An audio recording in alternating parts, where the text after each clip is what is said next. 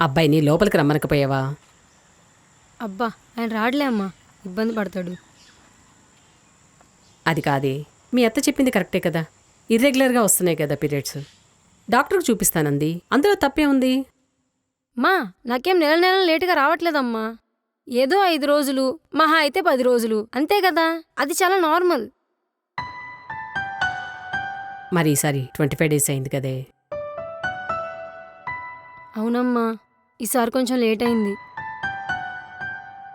ఒకవేళ conceive అయ్యావేమో, vomitings అలా ఏమైనా వస్తున్నాయా? అలా ఏం లేదు. ఒకసారి చెక్ చేసుకోపోవే. ఏమో అమ్మా, నాకు అదే అనిపిస్తుంది.